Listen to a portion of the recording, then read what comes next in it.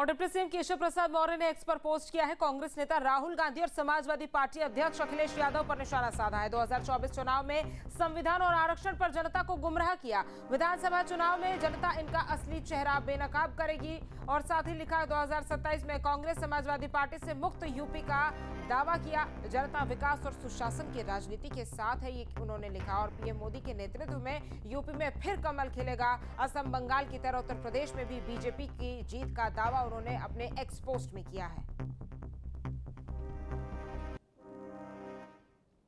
कोलकाता में आज सियासी हलचल तेज हो रही है। समाजवादी पार्टी के मुखिया अखिलेश यादव ने मुख्यमंत्री ममता बनर्जी से मुलाकात की। इस मुलाकात के बाद अखिलेश यादव ने केंद्र सरकार और बीजेपी पर तीखा हमला बोला। उन्होंने आरोप लगाया कि जो ट्रायल बीजेपी ने उत्तर प्रदेश चुनाव में किया था, वही अब बंगाल में दोहराया जा रहा है। इसी पर एक रिपोर्ट देखिए।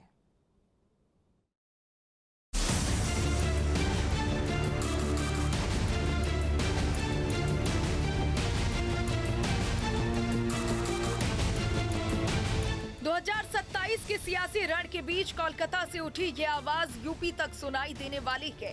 समाजवादी पार्टी के राष्ट्रीय अध्यक्ष अखिलेश यादव ने गुरुवार को ममता बनर्जी से मुलाकात कर न केवल विपक्षी एकजुटता का संदेश दिया, बल्कि बीजेपी की चुनावी कार्यप्रणाली पर गंभीर सवाल खड़े किए। हम इस लड़ाई में आदरणीय दीदी के साथ हैं, क्योंकि लोकतंत्र को बचाना है, संविधान को बचाना है। अगर हमारे वोट के अधिकार को ही छीन लेंगे तो फिर क्या लोकतंत्र बचा? इतनी डेमोक्रेसी को किसी ने डिस्ट्रॉय नहीं किया हुआ जितना भारतीय जनता पार्टी ने किया। और भारतीय जनता पार्टी पावर के लिए, अपनी ताकत के लिए किसी भी सीमा तक जा सकती है। कोई भी कानून नियम तोड़ सकते हैं, और उत्तर प्रदेश में हम लोगों ने बड़े करीब से देखा। अखिलेश यादव यही नहीं रुके, उन्होंने चुनाव आयोग और मतदान की प्रक्रिया पर भी निशाना साधा।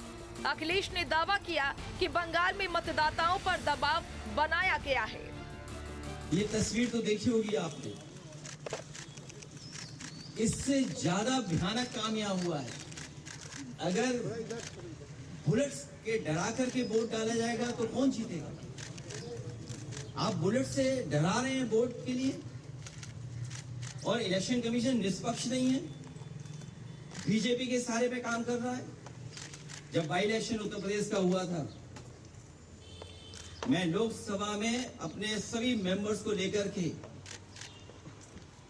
कफन लेकर के गए थे हमारे सांसद, और इसलिए लेके गए थे कि स्पीकर को दे दें, जिससे कि इलेक्शन कमीशन तक ये चला जाए। क्योंकि हम लोगों ने कहा कि इलेक्शन कमीशन ही मर गया है। और ये बात हम यूं ही नहीं कहते थे, ये तो पहली तस्वीर है।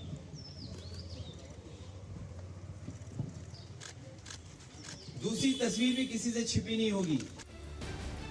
इस मुलाकात के गहरे सियासी मायने हैं।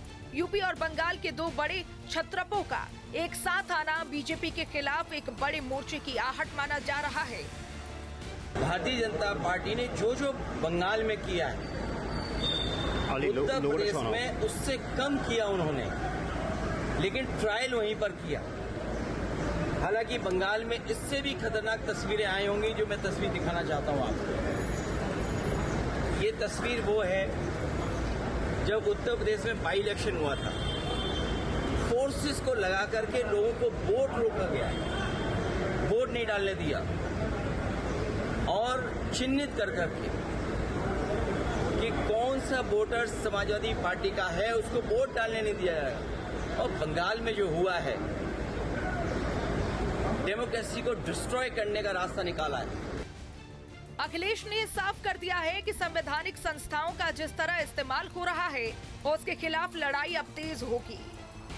इतना लोकतंत्र को, डेमोक्रेसी को डैमेज किसी ने नहीं पहुंचाया होगा जितना भारतीय जनता पार्टी ने पहुंचाया।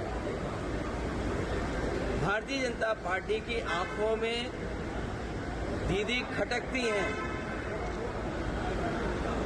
भारतीय जनता पार्टी की आंखों में दीदी खटकती हैं, इसलिए क्योंकि वो आदि आबादी का प्रतिनिधित्व करती है। भारतीय जनता पार्टी सामंती सोच की है, इनके संगी साथी पुरुषवादी लोग हैं। ये कभी भी नारी को और महिला को बढ़ते हुए नहीं देख सकते। लोकतंत्र को बचाने की दुहाई और दीदी के सम्मान में अखिलेश का ये स्टैंड आने वाले दिनों में बीजेपी के लिए कितनी बड़ी चुनौती बनेगा, ये तो वक्त बताएगा। Team news day.